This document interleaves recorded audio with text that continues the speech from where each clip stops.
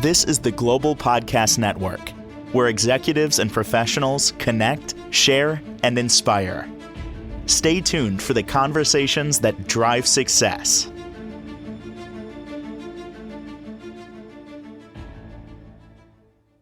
And welcome back, everybody. There is something that is a wonderful modality that can help you heal, move you forward, especially if you're feeling like kind of stuck or just off. And you want to feel lighter, have clarity, and much more. It's this thing called Reiki. Been around for a lot of years. And it just comes down to energy, manipulating energy, moving it around, clearing it out, stuck energy. That's my basic explanation. I'm not the expert, but she is. She's a Reiki master and teacher, and also a certified holistic coach, blending those together to give you a great outcome. Heather Love joins us on the program. How are you doing today? I'm doing well. Thank you. Have you Reiki'd anything so far today? Not yet. Not Okay. yet this morning.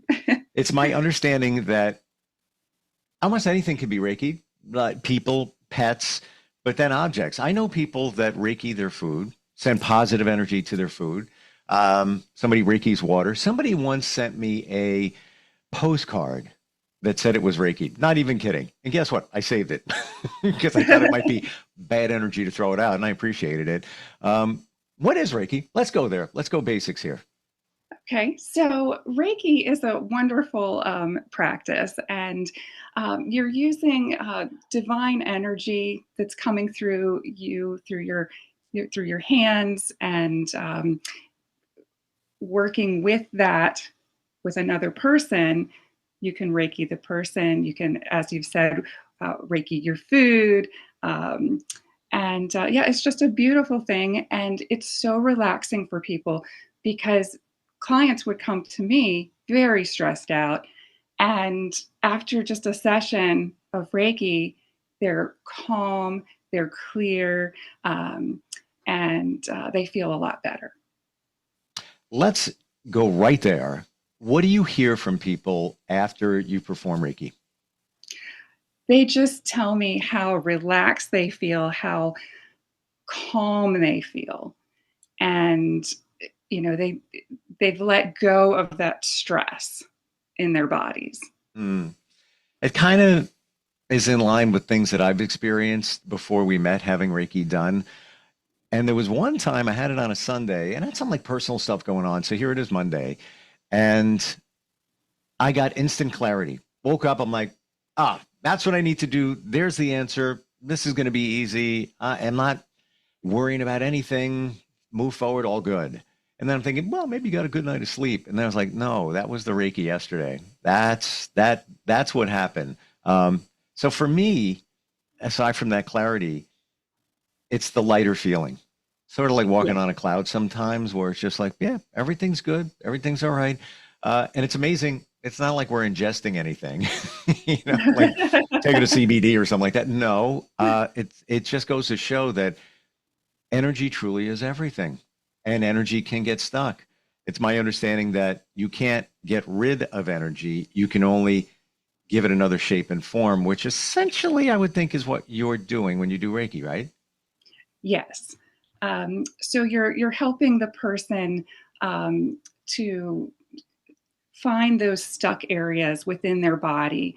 Some people have held on to trauma for a long time, and traumatic experiences that they've had. And so where I come in is to help remove those blockages and help them move forward on a better path and letting go of all of that stuck energy. Now, when you say stuck energy from the past, could the past be decades, your childhood, anything like that? Absolutely. So, you can heal things that have happened way back in childhood. And, that will clear up a lot of energy for a person. What comes for me in my mind all the time about this is that you think of all the scenarios and situations where energy could get stuck. Daily life, confrontation, stress, childhood traumas, all of that, like all of that is just negative energy stuck in your body. It's a wonder how we even get through a day without clearing it out through Reiki. I'm serious. Like it's when you think about all that stuff. Um, I don't know how we do life. What are your thoughts? I've always wondered about that. I really have. I know it sounds ridiculous, but I've always wondered. Okay. Well, I think one thing that is very helpful is grounding yourself, connecting your feet to the earth, whether you're outside or inside. It doesn't really matter. You just want to ground yourself into the earth, and that just can really help anchor you for the day. Hmm. If you would excuse me for just a moment, I just got here, so I'm taking off my shoes. Not being gross or anything, but you reminded me I have a grounding mat. My feet are on it Ooh, now. yeah. What is this thing? It's a basically thin piece of rubber that has a mesh of metal, if you will, embedded in it. And there's a connector on it that goes to the ground lug of your electrical outlet. You're not going to get a shock. Don't worry about it. That lug goes from a copper wire to a 4-foot copper pipe into the, wait for it, ground. You can be grounded. That's just one way, but you can be grounded by, as silly as it is. And there's always been people said, "Oh, the tree huggers hugging a tree." Go do it. It sounds ridiculous, Absolutely. but I always talk to my trees, especially when I see a storm coming. I'll wow, say, protect my house, protect my home, protect me, not to be struck by lightning or anything like that. So, it yeah. is. So it's true. And I've gotten to the point, and I know this is woo, and we're not, crazy people here, but I've actually looked forward to going home and hugging my tree. But, after having one of those days, it's like, yeah, I need you for a moment, and I just go up, maybe I just touch it, like you say, talk to it, say something. But what is it? This is energy. I look at it this way. Lightning. Lightning strikes. What is lightning? A massive amount of energy that's got to Right. go somewhere. What's in our bodies? A massive amount of energy, obviously not as much as lightning. It's got to go somewhere. Something's got to happen with it. When lightning strikes, what is it striking? The closest path to, insert word, ground. It's looking to be grounded. That's Yes. essentially how it works. But it's once you harness the power of it, pretty fabulous. Heather, how did you get involved in all of this? Well, it all started when I was in the Catholic Church, and I talked to a priest for confession. And he was from India and had a wonderful perspective on, because I was going through a stressful time with being a new mom and everything. And so, yeah, it just went from there. And once that happened, I started being interested in some things like, okay, what is this energy? What's happening over here? And a person came to me, and she was giving me a treatment, um, like a holistic treatment, and this was before I even started any of that. And yeah, Hmm. so it just spiraled on for you know different people would come into my life, and it was just one coincidence after another, and then suddenly I'm a Reiki practitioner, and I'm a coach, and doing all of these wonderful things that are helping people. Mm. You would say that would that be a spiritual journey? Oh, absolutely, absolutely. I hear those words and get different perceptions of it. Like what you just described. There was somebody else that said went on a spiritual awakening that led to a journey, and they said that awakening wasn't that pleasant, but once they got to the other side of it, uh, life totally changed and everything was amazing. It's funny how we all go through different things, interpret it a different way. How do you define spiritual? Oh, yeah, that is a good question. So I would say it's what's sacred for you. What's um, what's coming to you at that time, and that's what you're working with.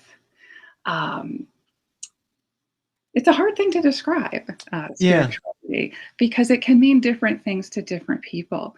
And yeah, but I think that's just the sitting with the your sacred self. hmm Going with it, going deep within. That's how I Yes. kind of look at it, and connecting with something bigger than you. Now that could be, you could, however you want to say, interpret, is that a God? Is that the universe? Is that, it's what you, whatever it is. Exactly. But, but something, I think it needs to be bigger than you.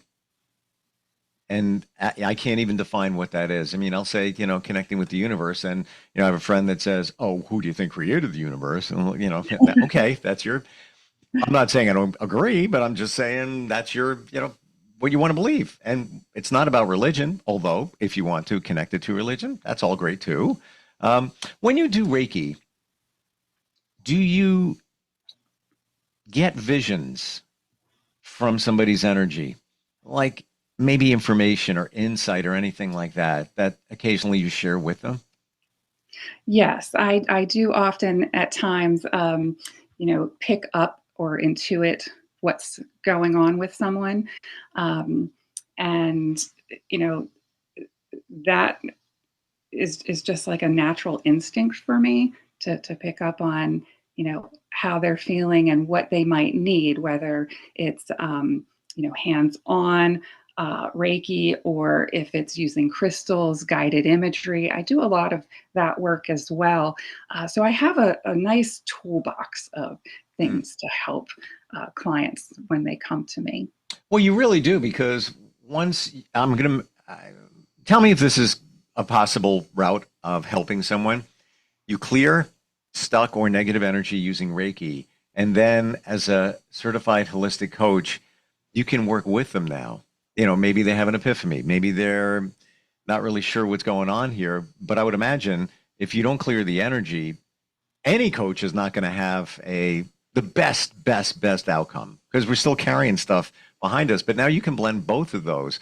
When we say holistic coach, how do you define that? That is talking about the whole person, the whole self, the whole body, their aura, everything that encompasses all of those layers of your body and moving outward. So would you say that includes somebody's health, nutrition, certainly energy, everything there?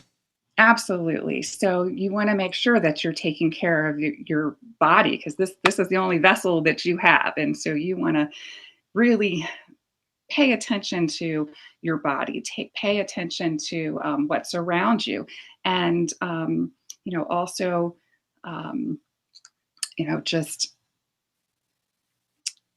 I've lost my words, but yeah. So yeah, you just want to make sure that you're connecting with yourself is one big thing. I never realized, like, the word holistic, and you said the whole self, they're spelled differently, whole and holistic, but I never heard it that way. And it just makes sense, and you could Google whatever the definition of holistic is, but maybe it comes back as whole, WHOLE, self or whatever. But I never connected those two. Like, duh.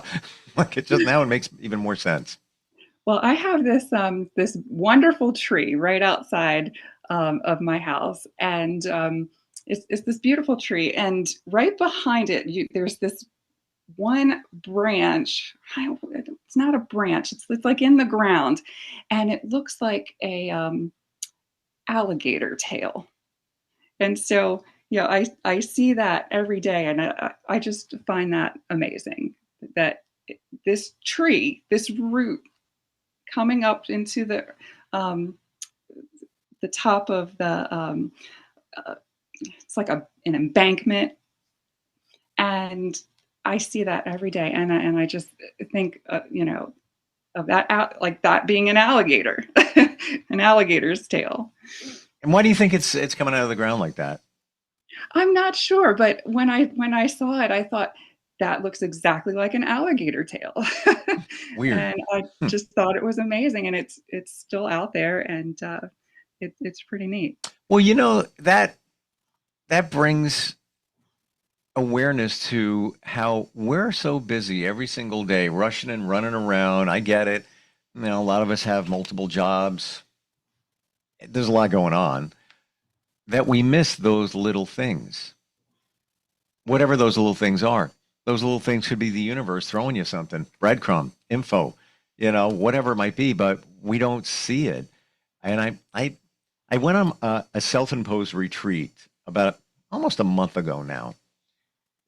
I never do this. I went away by myself, and it took me a couple of days to like just get into a zone, just to read, relax, reflect. That's it. I met a couple of people, hung out a little bit here and there, but mostly it was do my own thing. And just looking at dewdrops, raindrops on a leaf became magical, like being a kid again, because I didn't have to worry about all the normal stuff because I was away. But when life is fascinating. We're Yeah, missing a lot here, aren't we? yeah, I would agree. Mhm. When you do Reiki, I want everybody to know that a few things here. You can do it virtually, right? Yes. That means that you never connect with the person physically. Even if they were in front of you, you don't have to necessarily your hands touch them. Your just hands need to be above them, close proximity, depending on the treatment, how you do it.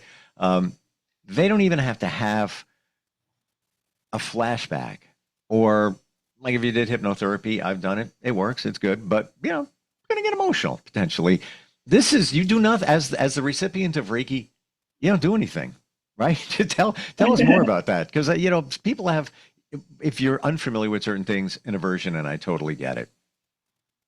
Yeah. So for uh, for me as a Reiki practitioner, Mhm. um, I look at that whole body and I am intuiting what's going on with this person, what they've told me, why they're here, and then as I start working with them, I'll sense certain areas that may be off, like maybe their heart chakra is blocked, and they're stuck in some kind of looping pattern.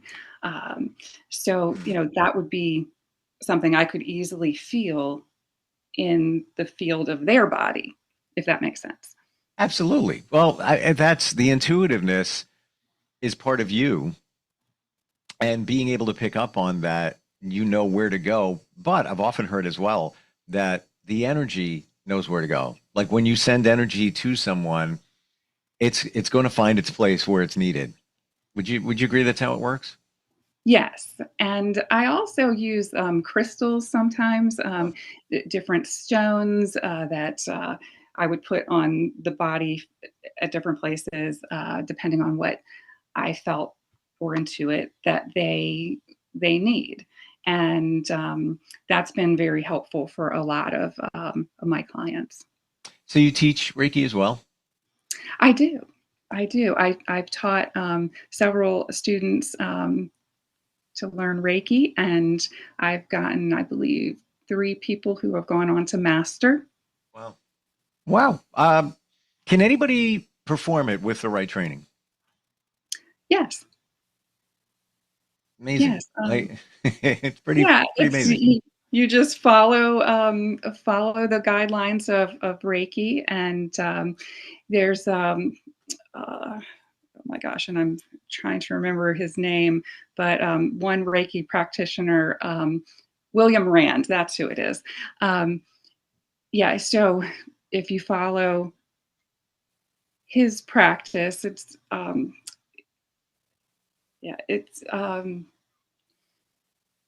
like a method. So you're starting with like a level one, level two, level three, that type of thing.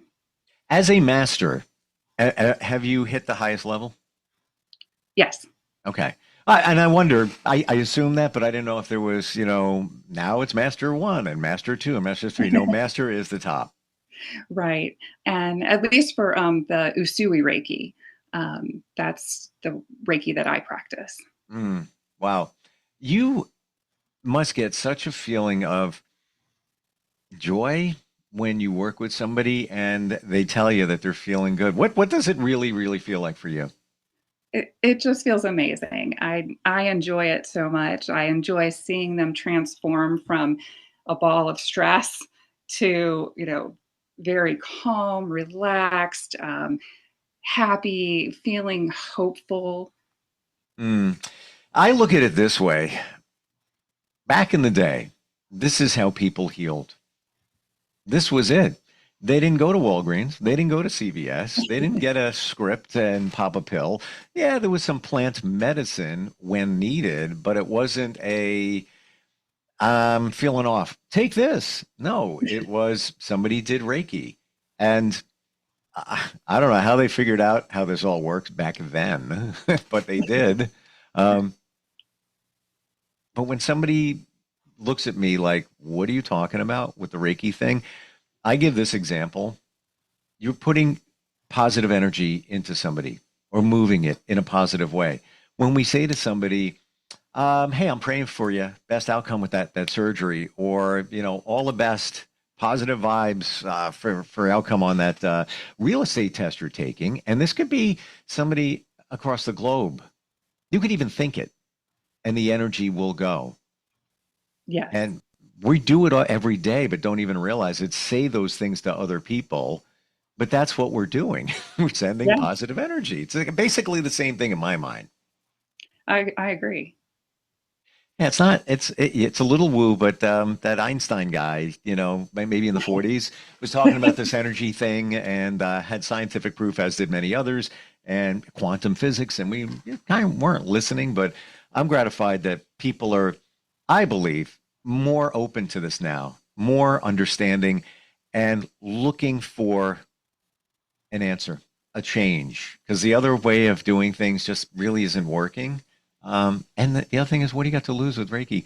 I've fallen asleep while getting treatment. I'm sure you've had some clients do the same, right? I sure have, yes. And I just keep going and then tap them gently then to wake them up. Let's put it this way. I once had an in-person session, went with somebody else, and I don't snore. I just don't. I was told you were snoring pretty loudly. I must have been so relaxed and out.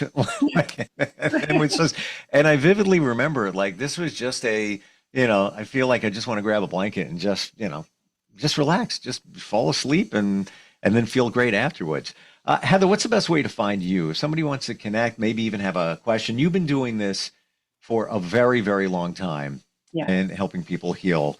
And it's helped heal you too. How do we connect? Okay, so my phone number, 443 is the best way to reach me by phone.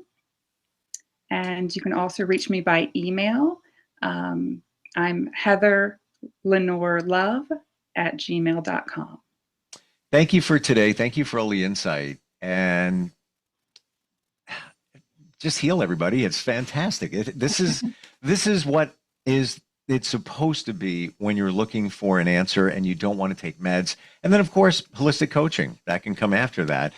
Thank you for being here today. Thank you for the good energy, and I really mean that. Oh, thank you. I appreciate it. Likewise. We'll be right back. This is the Global Podcast Network, where executives and professionals connect, share, and inspire. Stay tuned for the conversations that drive success.